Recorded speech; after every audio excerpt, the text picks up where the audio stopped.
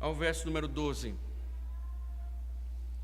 Êxodo, capítulo 9, verso número 8 ao verso número 12.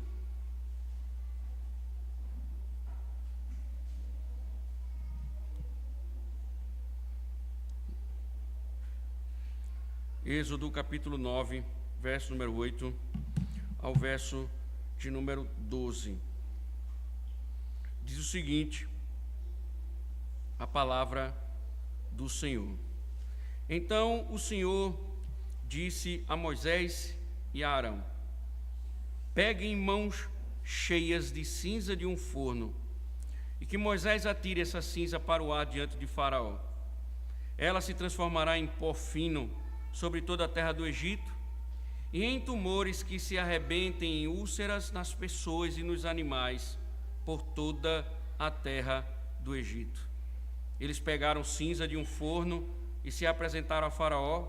Moisés atirou a cinza para o ar, e ela se transformou em tumores que se arrebentavam em úlceras nas pessoas e nos animais. Os magos não puderam permanecer diante de Moisés por causa dos tumores, porque havia tumores nos magos e em todos os egípcios. Porém o Senhor endureceu o coração de Faraó, e este não os ouviu, como o Senhor tinha dito a Moisés. Oremos. Ó Senhor, nosso Deus, mais uma vez rogamos que o Senhor nos fale poderosamente, assim como tens falado, Senhor. Que a tua voz única, poderosa, que de fato transforma, possa ser ouvida, e que o Senhor possa abrir o entendimento do teu povo, daqueles que estão nos ouvindo, para que eles também te ouçam, Senhor, se convertam dos seus maus caminhos e se submetam a ti para a glória do teu santo nome. Em nome de Cristo, amém. Poder sentar, irmãos.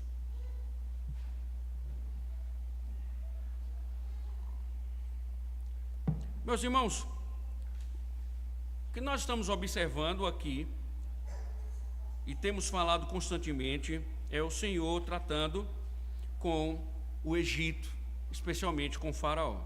Primeiro, Deus transformou o rio em sangue, mas Faraó endureceu seu coração e não deu ouvidos a Moisés. Depois vieram todas as rãs, e Faraó pediu uma oração, mas nós vimos que assim que ele recebeu algum alívio, ele endureceu o coração mais uma vez. Em seguida, os insetos invadiram todo o Egito. Os magos disseram: é o dedo de Deus, mas Faraó recusou-se a ouvir. A quarta praga trouxe moscas, e Faraó, finalmente, decidiu que deixaria ir o povo. Mas assim que as moscas desapareceram, ele mudou de opinião. Depois, como nós vimos pela manhã, morreram os rebanhos. Mesmo assim, o coração de Faraó recusou-se a ceder. Irmãos, 5 pragas, mas Faraó continua com o seu coração endurecido. As Escrituras chamam isso de insensatez. O próprio Salomão já havia falado sobre isso. Provérbios, no capítulo 7, 27, melhor dizendo, verso de número 22, reflete a experiência de Salomão com os insensatos ou os tolos. Há muita sabedoria de Salomão em Provérbios para mostrar como é o insensato ou o tolo. O rei sábio, ele muitas vezes observou que, independente do número de vezes que o insensato ele é esmagado pelas consequências dos seus erros tolos, sua insensatez sempre consegue sobreviver de algum modo. Mesmo ele sofrendo as duras consequências de suas ações, Salomão diz, o insensato, ele sempre revela que sua insensatez, ela está viva e que ela sobrevive de algum modo. Daí, o provérbio no capítulo 22, ou 27, verso 22, ainda que pises o insensato com a mão de grau em grãos pilados de cevada, não se vai dele a sua estutícia. É interessante, irmãos, porque esse provérbio, ele era usado pelos rabinos para apontar a pessoa de Faraó. Ele era usado para denunciar a insensatez de Faraó. E a sexta praga, irmãos, é a declaração de que Faraó foi o maior de todos os insensatos do Antigo Testamento. Faraó, ele é visto como o maior insensato do Antigo Testamento. Alguns chegam a dizer que ele é o maior insensato de todos os tempos. Não surgiu pessoa tão insensata como Faraó. Porque, observem, tantas pragas, tantas manifestações divinas, e ele assim ainda continuava em sua insensatez. E como alguns atores dizem, ou autores dizem, cada nova praga, Deus estava moendo o Faraó, mostrando a sua ira. No entanto, irmãos, observem, não importava quanto o Egito era moído, a insensatez de Faraó permanecia no mesmo modelo. Então, sempre nos perguntamos, o que seria necessário? Diante de tudo, irmãos, que está acontecendo no Egito, o que seria necessário mudar o coração de Faraó? O que seria necessário mudar as condições para que Faraó libertasse o povo do Senhor? Bem, talvez, irmãos, Faraó cooperasse se Deus afligisse o seu corpo. Será que o Senhor precisaria afligir o corpo dele? Porque, irmãos, geralmente o sofrimento físico, ele costuma atrair as pessoas, né? A atrair, principalmente a atenção das pessoas, melhor do que qualquer outra coisa.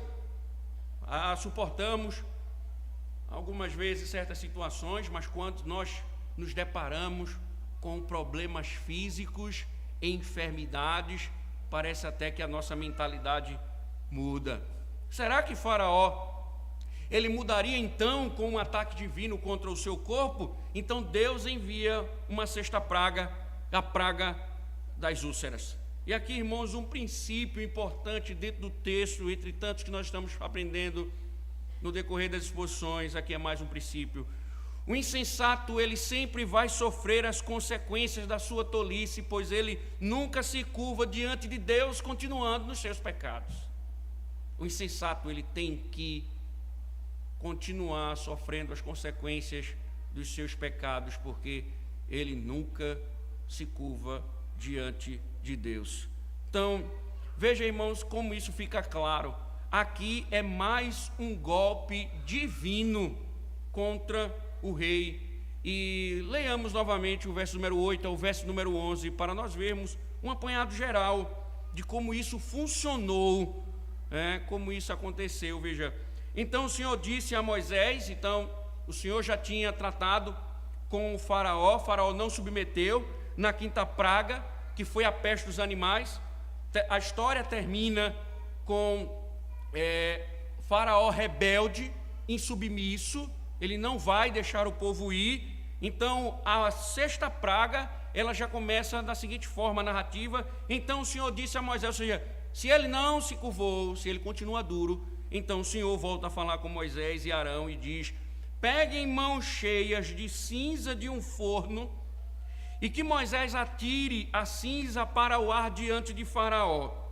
Ela se transformará em pó fino sobre toda a terra do Egito, e em tumores que se arrebentem em úlceras nas pessoas, nos animais, por toda a terra do Egito. A imagem que nós temos aqui é que Deus está ordenando que Moisés, ele pegue uma cinza de um forno, ele com as mãos ele levante e ele jogue para cima.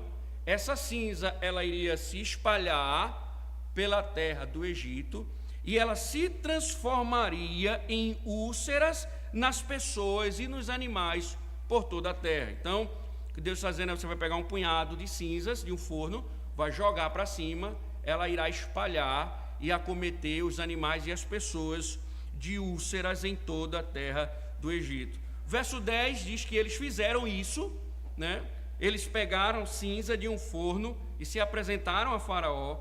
Moisés atirou a cinza para o ar e ela se transformou em tumores que se arrebentavam em úlceras nas pessoas e nos animais. E então, o que Deus havia dito foi feito. Ele se apresentou, pegou as cinzas, jogou, elas se espalharam, e o que o texto está querendo dizer é que, ao entrar em contato com a pele humana e com os animais, elas se transformaram em úlceras por todo o corpo, tanto o corpo do animal como o corpo humano. E aí, o que foi que os magos, o versículo 11 vai falar o que foi que os magos, eles viram, como foi que eles perceberam isso. Diz que no verso 11, diante do que aconteceu, eles não puderam permanecer diante de Moisés por causa dos tumores, porque havia tumores nos magos e em todos os egípcios. Irmãos, a primeira coisa que nós devemos pensar aqui é a palavra úlcera, que foi traduzida como úlcera. Ela ocorre uma dúzia de vezes no Antigo Testamento, e ela é usada para uma variedade de doenças dermatológicas infecciosas. Por exemplo, em Levítico 3, a expressão hebraica usada lá, ela também traz a ideia de uma lepra. Então, devido a essa variação, alguns estudiosos, principalmente estudiosos teológicos que têm conhecimento na área de medicina, eles vivem a discutir qual foi o tipo de doença que afligiu de fato os egípcios, embora as traduções elas prefiram úlceras.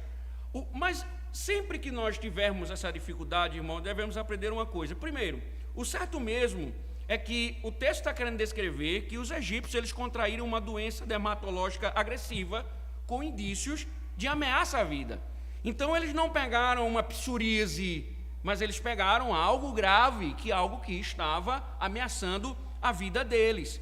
E é engraçado a gravidade disso, embora não tenhamos a dimensão, por exemplo, de que tipo de problema dermatológico estava cometendo, mas a Bíblia descreve a gravidade dela.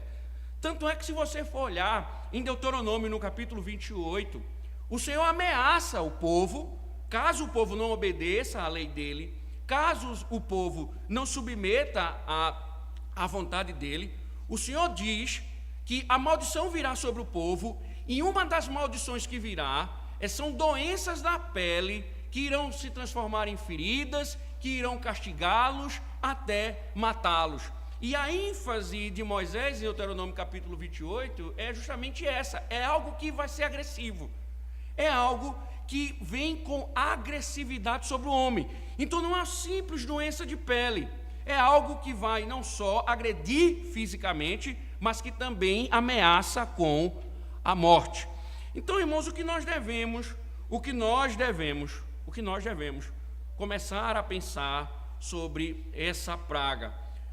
Observe que as primeiras pragas, elas foram intensas, mas observe mais uma vez, Deus ataca o rei, mas nenhuma praga se assemelha a essa até o momento. Veja que Deus está aumentando o nível dele.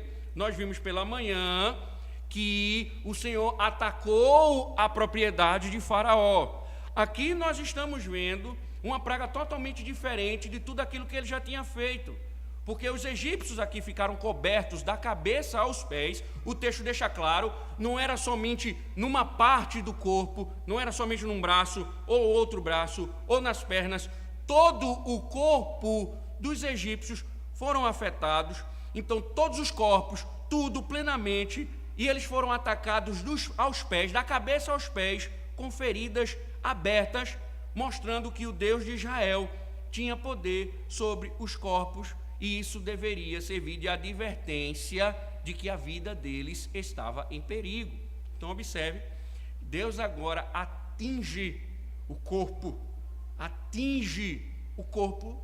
dos egípcios, mostrando que agora eles estavam em perigo, que a coisa é séria.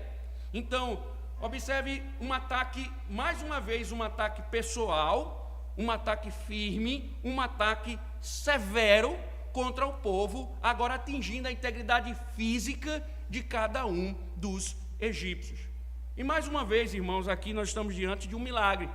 Não podemos perder essa perspectiva miraculosa que está por trás dos eventos do Êxodo. Por que, irmãos, é importante isso?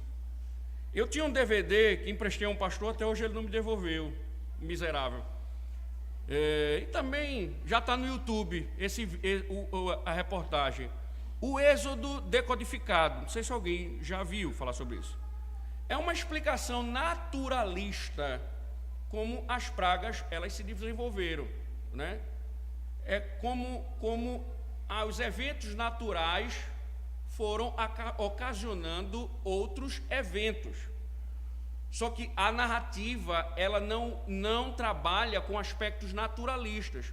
Ela sempre dá indícios de que há milagres, há intervenção divina na história humana. E aqui é mais uma evidência. Então, por mais que os naturalistas tentem explicar, a praga aqui ela é milagrosa também.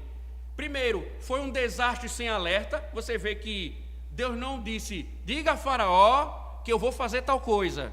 Simplesmente diz, vá e faça, né? Então não houve aviso. E observe como aconteceu. Como explicar de forma naturalista alguém pegar pó, jogar para o ar e ela virar doença? Como pode ser isso, né? Só que, por que, irmãos, devemos observar que aqui há o dedo de Deus ou a mão de Deus operando um milagre?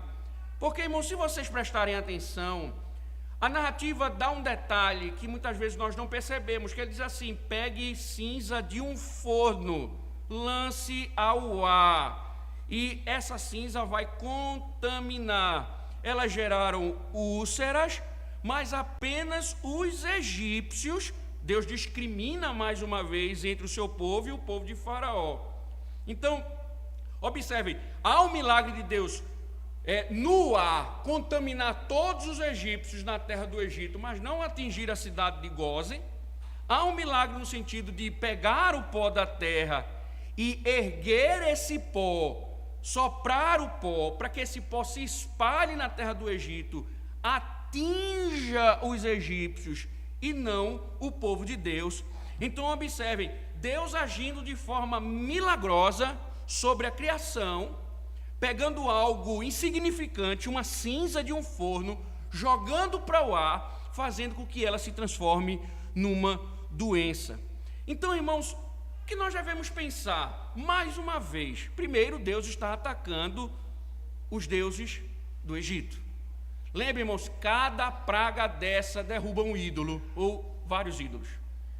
Cada praga dessa, nós vamos ver, cada praga dessa, Deus vai dar um tiro em ídolos dentro do Egito.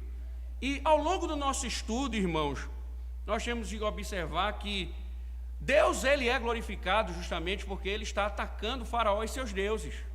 E a praga das úlceras não foi uma exceção. Porque, irmãos, Deus está mostrando mais uma vez que os deuses e as deusas do Egito não protegem nada. O fascínio egípcio pela idolatria, pela submissão às divindades, eles entendiam que os deuses protegiam a vida deles, mas não protegem. Então, por exemplo, registros, né, como falei, nós temos obras escritas, traduzidas para o português, livro dos mortos, livros arqueológicos, registros arqueológicos e etc. E é dito nesses materiais produzidos, por vezes até pelos próprios egípcios, que eles adoravam Amon-Ré, por exemplo, o Deus Criador. Eles acreditavam que existia esse Deus, o Deus Criador. E eles diziam que esse Deus é aquele que dissolve os males e repele doenças. E eles viam esse Deus como um Deus que cura, que ele é um médico que cura. Outros adoravam um tipo de Deus chamado Tote, que eles diziam, esse é o Deus da terapia, o Deus das artes terapêuticas. Outros adoravam outro Deus que eles viam como Deus da medicina. Vocês sabiam, por exemplo, vocês já viram o jaleco de alguns médicos, que ele tem uma serpente enrolado com... Pois aquilo ali é o símbolo de um Deus da antiguidade, para vocês terem ideia. E os egípcios tinham os seus deuses também envolvidos na área da medicina, né? E eles adoravam, né, o Deus Tote, porque ele era o Deus das artes terapêuticas.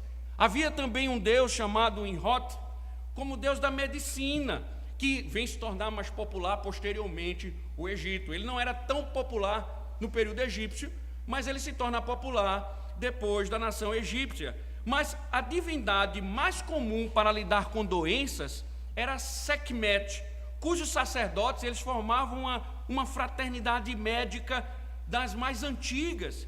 Então, irmãos, quando os egípcios se viram cobertos de úlceras mortíferas, eles descobriram que os seus deuses eram incapazes de curar.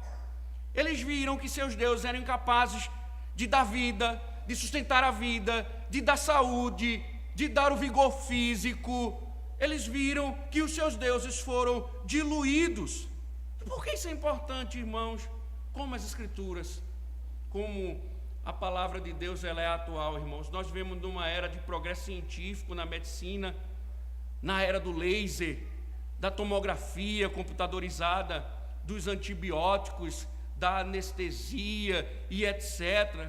Nós vivemos num período onde muitas doenças foram sendo erradicadas durante os anos. E nós não temos dúvidas, irmãos, que com o avanço tecnológico, científico, nós vamos encontrar muitas outras curas. Acredito, irmãos, que se Deus nos der a oportunidade de ver isso em vida, nos próximos anos nós teremos a cura para o câncer, a cura definitiva para o HIV e tantas outras doenças. Então, você olha para a história e você vê homens morrendo, por exemplo, de tuberculose. Hoje você já vê tratamentos e etc. A medicina evoluiu.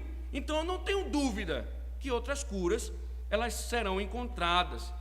Só que, uma das coisas que nós devemos perceber é que nesse processo de avanço, com a mentalidade naturalista, com a mentalidade racionalista e ateísta, a medicina tornou-se objeto de fé. Quer um exemplo? Nós vimos isso na pandemia. Quantos não idolatraram os métodos científicos, temendo a morte, sem ao menos averiguar os fatos? Quanto a gente não submeteu a máscara, álcool em gel, faça isso, faça aquilo? Bastava a OMS, bastava o Ministério da Saúde ordenar qualquer coisa e as pessoas se curvavam sem nenhuma crítica. Por exemplo, nas Escrituras, há Deus orientando o seu povo sobre uma pandemia. Ele diz que num processo de pandemia, onde o povo estivesse sendo infectado, Deus ordena a Moisés que somente os infectados devem ficar em casa, devem ser tirados do meio da sociedade. O Estado simplesmente chegou e disse: fecha tudo, fecha a igreja, todo mundo submeteu, ninguém se preocupou com o emprego, ninguém se preocupou em pagar as contas, mas todo mundo com medo de morrer, seguia as regras daquilo que o Estado colocava. Mas não somente isso, irmãos.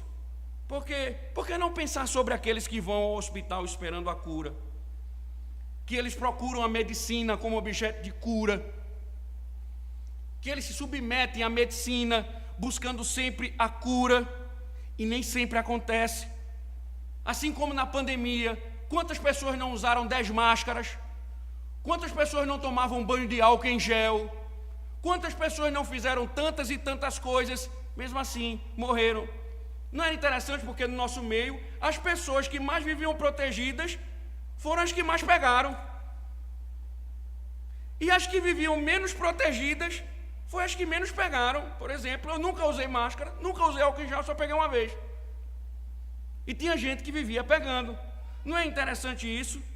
Não é interessante que muitos morreram no período da pandemia, mesmo com toda a proteção? Não é interessante que muita gente vai à medicina, mas morre nos hospitais? Além disso, irmãos, médicos e enfermeiros cometem erros por todos os lados. Por vezes, dão diagnóstico errado. Isso mostra, irmãos, uma coisa importante que nós devemos entender. Existem limites dentro da área da medicina.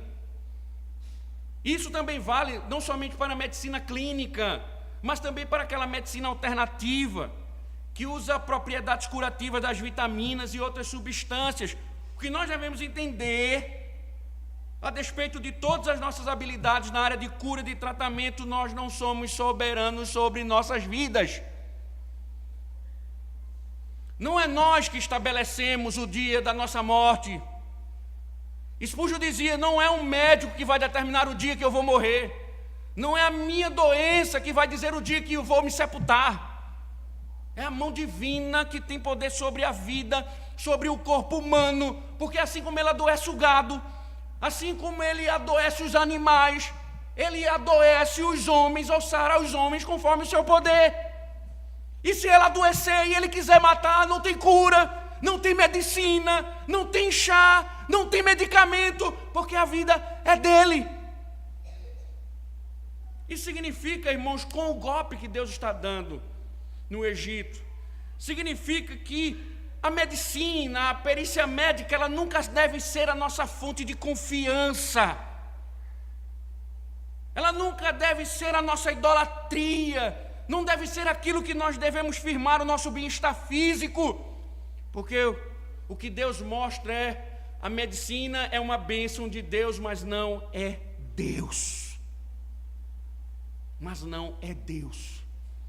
Sempre, irmãos, que recebemos uma receita, passamos por uma cirurgia, ou iniciarmos uma quimioterapia, devemos nos lembrar de que toda cura vem de Deus. Você já parou para pensar nisso, irmãos? Não, pensa não. Você não toma um dipirona e diz, Senhor, me cure. Você não toma um paracetamol e diz, Deus me cure, porque você confia na medicina. Você acredita que é o paracetamol que vai lhe curar. Você acredita que é o chá que vai melhorar o seu estômago. Você acredita que é a sua vitamina que vai lhe dar vigor físico. Mas se Deus não operar por esse meio ordinário, não há cura, não há tratamento.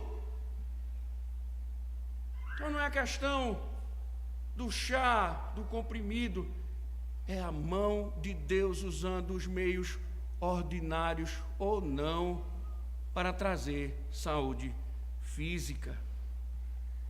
Somente Ele, irmãos, somente Ele que pode curar, porque somente Ele é Senhor do corpo, somente Ele é o Senhor da vida.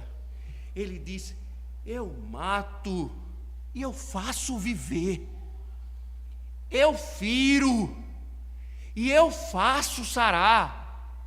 Sou eu, não é remédio, não é o chá. Nós estamos vivendo uma época do exercício, de uma perspectiva idólatra, de uma vida longa, porque malhamos muito, nos exercitamos muito, somos diligentes, estamos na academia todos os dias, nos cansamos, tomamos anti-inflamatórios para preservar os nossos músculos, para levantarmos pesos e mais pesos, para nos mantermos firmes, e nós esquecemos que o Senhor é o Senhor do corpo, que não é o nosso exercício, a nossa diligência, nada, irmãos, nos sustenta, a não ser o Senhor.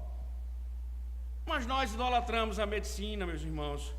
Eu provo isso, além de tantas provas que já aqui citei. Imagine alguém doente aqui, ele vai ao médico, ele gasta dinheiro para ser consultado pelos melhores médicos, ele gasta todo o seu dinheiro. Muitas vezes, quantos aposentados gastam o seu salário mínimo, pagando grandes consultas nos médicos, muitas vezes assalariados da igreja. Ninguém está preocupado em investigar, é verdade que esse indivíduo é um médico verdadeiramente? Quantas notícias nós não temos de fraudes, de pessoas que estão na cadeira dos médicos, dizendo que são os médicos, mas nunca estudaram medicina, mas estão passando receita, estão tratando, e nunca estudaram medicina, e quando se sentam diante deles e nunca questionaram sua origem, procedência, investigar se ele de fato é um médico, é de fato competente, mas bastou uma simples receita, logo ele se aquece, segue a determinação médica, ele gasta todo o seu salário com os medicamentos, com o tratamento. Se o médico disser, você tem que fazer crossfit, ele vai, se matricula. Se você tem que fazer uma academia, ele vai, se matricula. Se você tem que procurar uma dieta, você procura uma dieta. Se você tem que tomar Rivotril, ele compra Rivotril. Por que isso não acontece, irmãos, quando se trata da medicina da alma? Porque alguns se submetem ao poder da medicina, mas não são submissos aos pastores, que Deus levanta para dizer: você está doente, você está em pecado, você está desobedecendo a lei de Deus, o pecado está infectando você, está lhe matando, está destruindo sua alma, destruindo sua vida, acabando com você. Por que não se submete da mesma maneira? Porque muitas vezes questionam os ministros do Evangelho, na pregação do Evangelho, quando Deus diz: a sua ferida é por causa do seu pecado.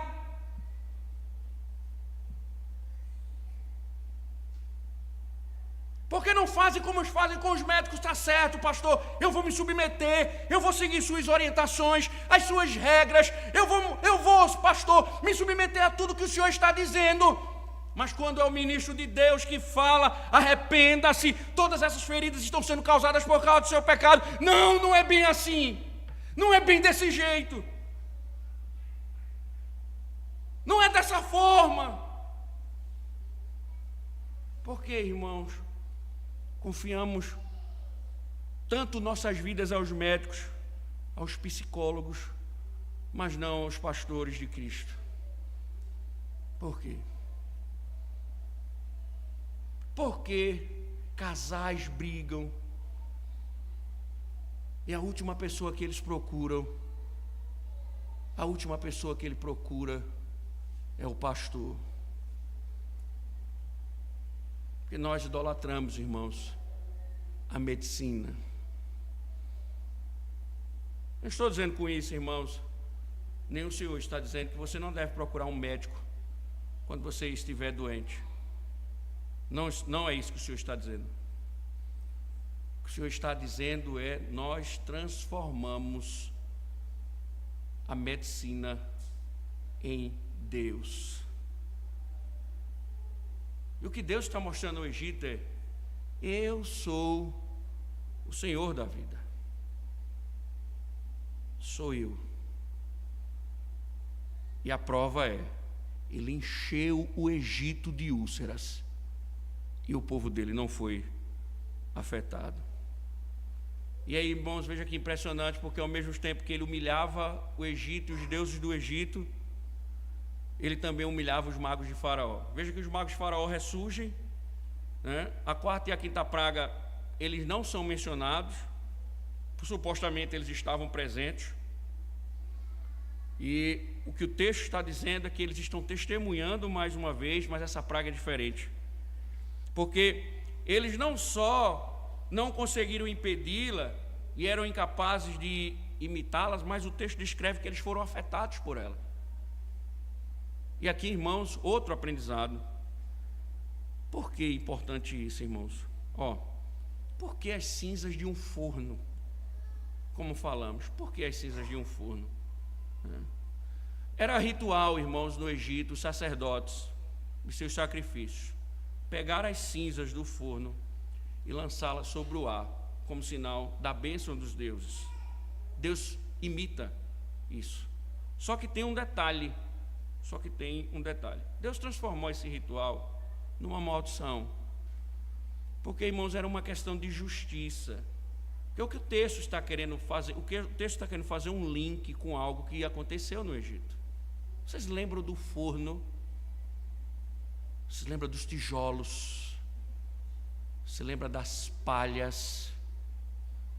Deus estava mandou Moisés pegar as cinzas justamente do forno que era a causa do sofrimento de Israel. Fazendo tijolos, pegando palha, aquele forno que trazia tormento, que derramava cinzas. Deus diz: pegue e lance para o ar. O forno, irmãos, é algo específico nas narrativas de Êxodo no início, porque elas descrevem a opressão dos judeus. Era para fazer tijolos que eles estavam sendo oprimidos.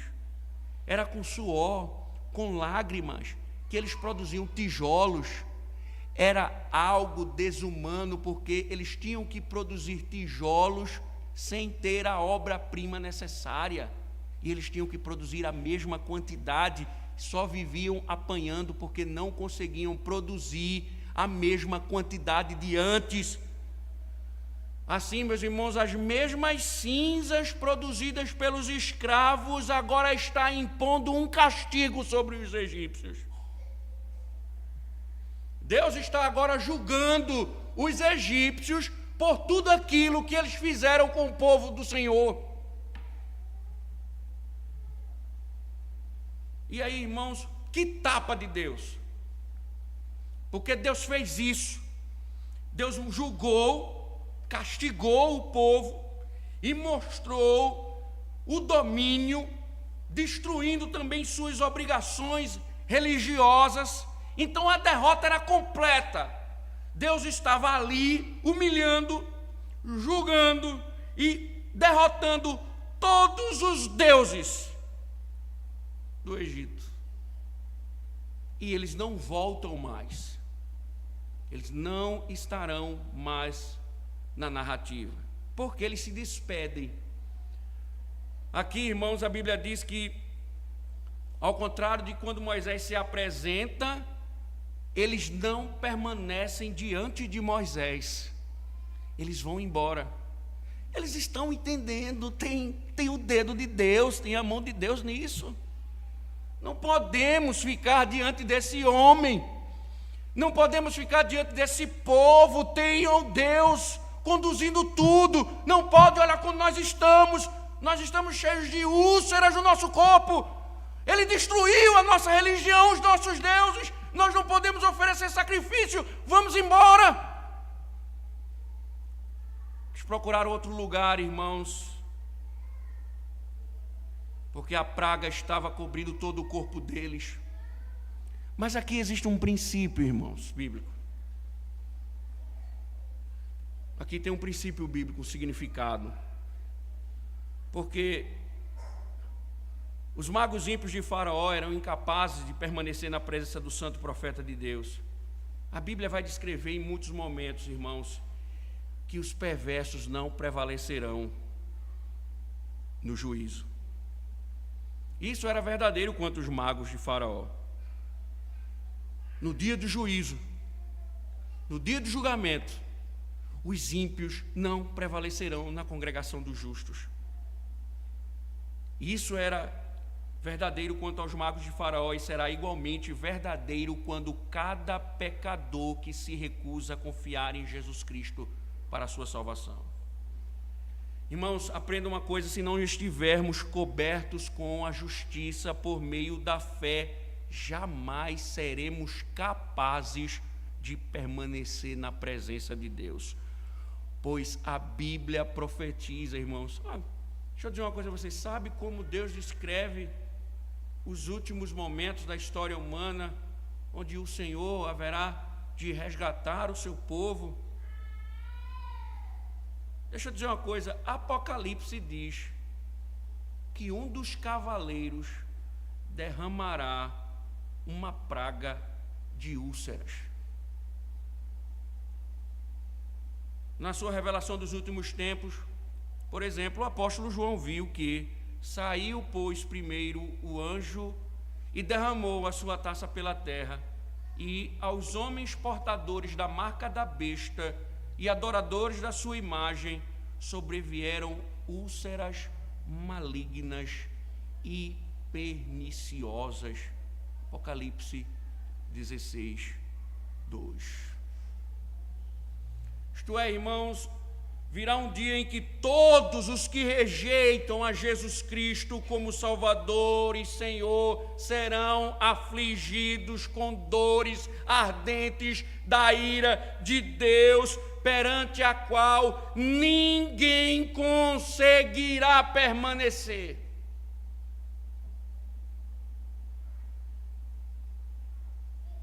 A promessa de Deus é julgar os homens com pestes, doenças. E o que nós estamos vendo, meus irmãos? Isso não lembra o Senhor Jesus Cristo no seu discurso profético, que nos últimos dias pestes, doenças, desgraças iriam afetar o mundo? Isso é um alerta de Deus que o julgamento final chegará e que os homens devem se curvar agora, porque porque senão terão que lidar com as úlceras de Deus na eternidade. Sabe qual é a grande questão, irmãos, dessa narrativa? É que essas doenças não tinham cura. Essa doença dermatológica, ela não tinha cura. Quando o Senhor lançar os homens no inferno, não haverá mais cura. Não haverá mais cura.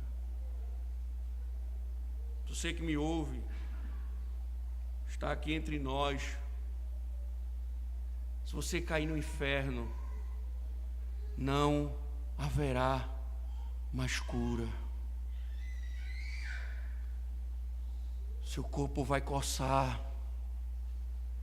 sua alma vai arder, seu corpo vai explodir, mas não haverá cura. Você estará perdido para todo sempre. Você estará doente para sempre. Todos aqueles que rejeitam a Jesus Cristo serão afligidos com a ira divina, e ninguém vai escapar. Deus estava dizendo a Faraó: arrependa-se, Faraó. Eu agora lhe feri com uma doença que você não tem como curar. Arrependa-se. Arrependa-se. Mas, irmãos, infelizmente, a praga terminou do mesmo modo como terminaram as outras pragas, com o endurecimento do coração de Faraó. Mesmo depois da humilhação de seus deuses, seus magos, o coração de Faraó não estava disposto a ceder. E aqui, pela primeira vez, a Bíblia diz explicitamente que quem endureceu o coração de Faraó foi Deus. Olha, irmãos, não endureça o seu coração.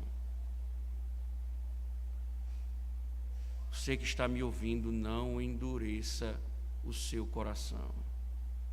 Porque se o Senhor fizer assim, endurecer o seu coração pela sua constante dureza, significa que você foi entregue à desgraça. E é isso que vai acontecer, irmãos. Por quê? Porque as próximas pragas irão justamente levar à morte do primogênito do rei. O golpe fatal vai chegar.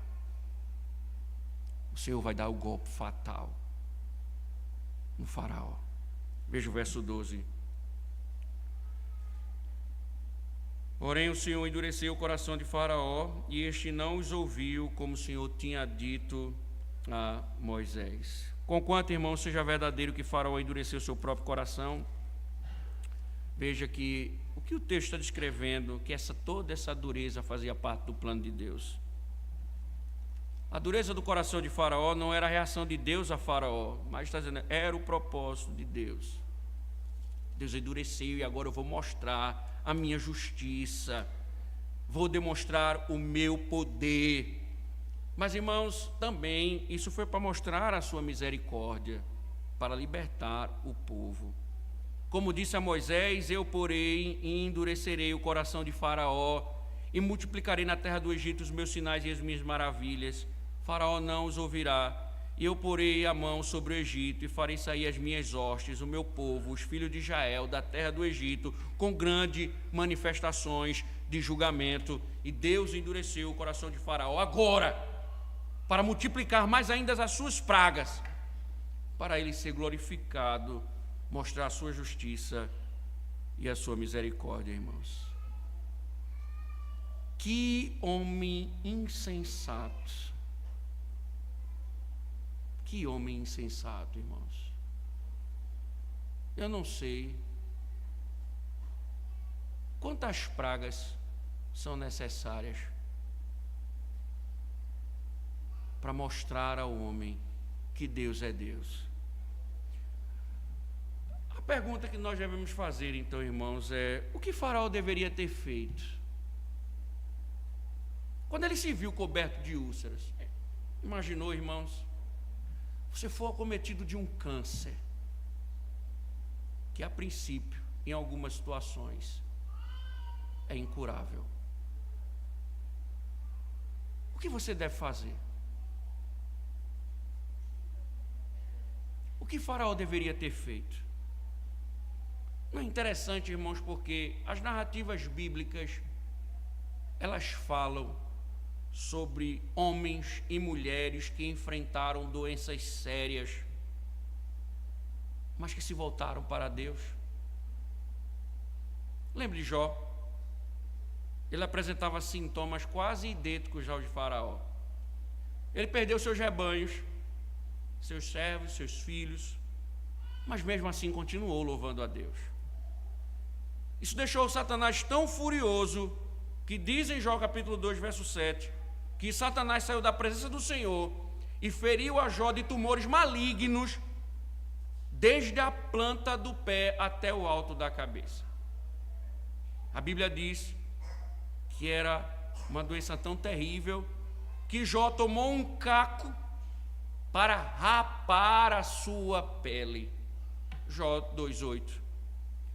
E ele se sentiu tão miserável que sua esposa disse: ainda conservas a tua integridade? Amaldiçoa esse teu Deus e morre. Jó capítulo 2, verso 9. Mas Jó disse à sua esposa: falas como a louca.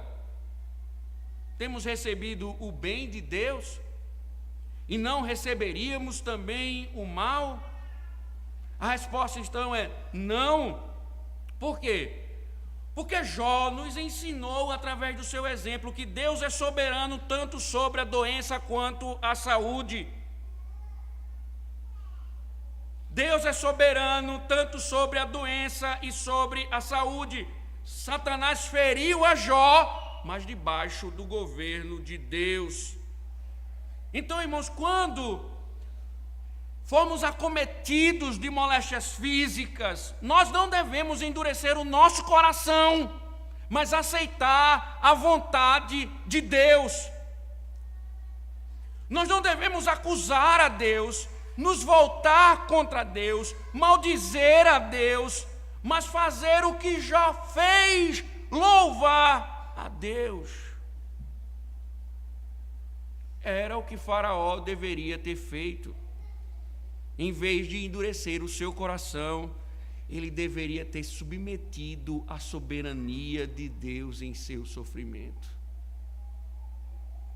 Faraó poderia ter seguido o exemplo de Davi. Como Faraó, Davi também era rei. E como Faraó, Davi também sofreu pelos seus pecados. Ele disse a Deus no Salmo 38, verso 3 ao 5: não há parte sã na minha carne por causa da tua indignação. Não há saúde nos meus ossos por causa do meu pecado, pois já se elevam acima de minha cabeça as minhas iniquidades, como fardos pesados excedem as minhas forças. Tornam-se infectadas e purulentas as minhas chagas por causa da minha loucura. O que Davi está dizendo? Minha condição é séria. Meu corpo está padecendo.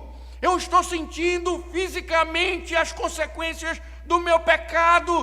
Eu estou sofrendo uma dor intensa por causa de uma doença abominável como resultado do meu pecado. E aí, irmãos, esse é o problema, ou o grande elemento da confissão de Davi. Ele está dizendo: eu estou enfermo porque não andei diante de Deus. Eu estou padecendo porque o Senhor me feriu por causa do meu pecado. Ele diz: esse é um ato do juízo divino sobre mim. Porque, irmãos, tem gente na igreja que só vive doente.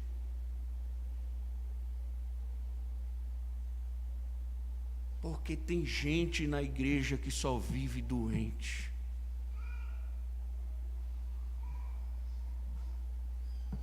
Isso não se aplica a todas as doenças, irmãos, mas é verdadeiro quanto a alguns problemas físicos, como câncer de pulmão, por exemplo, doenças sexualmente transmitíveis, são resultados naturais de escolhas pecaminosas.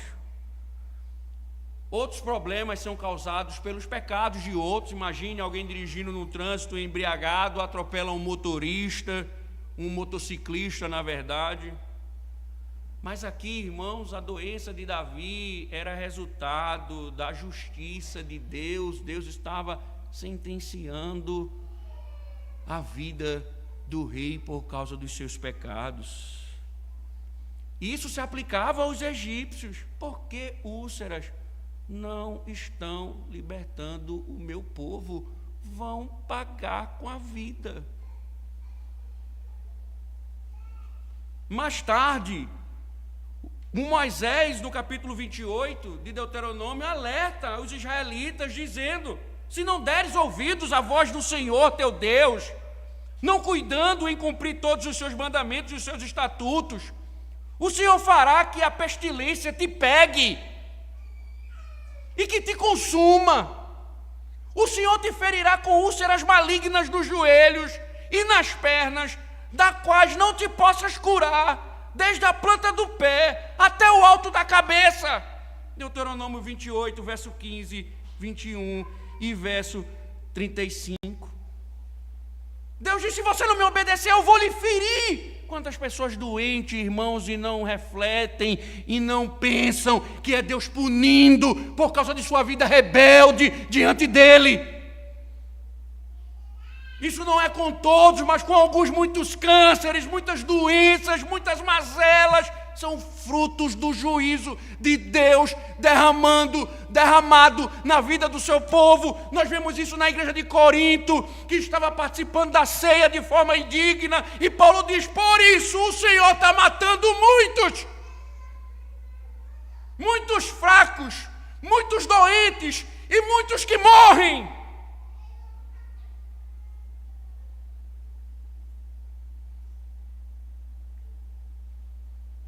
Juízo de Deus.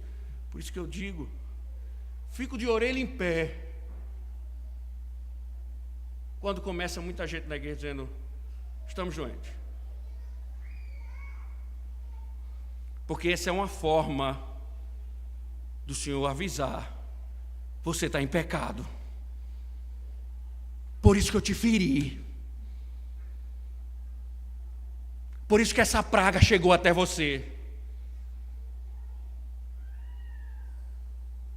Por isso que eu estou fazendo isso com você, para que você se arrependa, para que você entenda que você deve se voltar para mim. Então, eu já tirei tanta coisa de você e você não me ouviu, então agora eu vou atingir a sua vida, o seu físico, para você me ouvir, você saber quem eu sou.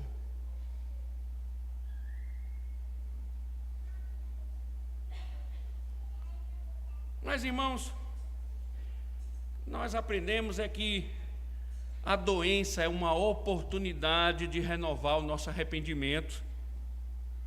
Quando adoecemos, devemos examinar a nós mesmos, sondar o nosso coração, à procura de um pecado não confessado. O que eu estou fazendo, Senhor? Será que é a minha vida que não está andando diante do Senhor? Será que é porque eu tenho negligenciado o culto, o dia do Senhor? Será que a minha vida não tem andado em retidão? Por que isso está acontecendo, Senhor? É hora de investigar para saber como é que você está andando. O que foi que Davi fez quando estava doente? Ele disse no mesmo salmo: estou prestes a tropeçar, Senhor. A minha dor está sempre perante mim, confesso a minha iniquidade, suporto tristeza por causa do meu pecado. Ao arrepender-se do seu pecado, Davi usou sua saúde fraca para sua vantagem. Ele viu uma oportunidade para renovação espiritual. Faraó deveria ter feito o que Davi fez. Em vez de endurecer o seu coração, ele deveria ter confessado o seu pecado e ter dito: o Senhor de fato é o Senhor das nações, é o Deus de Israel, libertarei o povo conforme o Senhor ordena, e salva-me, Senhor, da minha insensatez. Mas a Bíblia diz: ele endureceu o seu coração. Irmãos, nós devemos aprender uma coisa, caminhando para o final.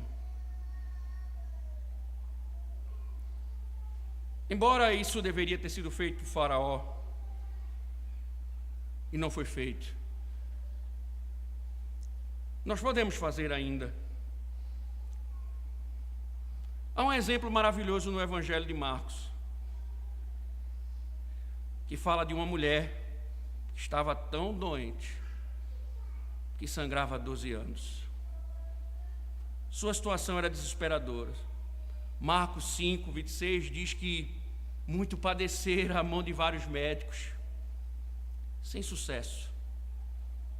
Não existia cura. Tendo despendido tudo quanto possuía, nada aproveitou. Antes, pelo contrário, o autor diz que só ia de mal a pior a sua hemorragia.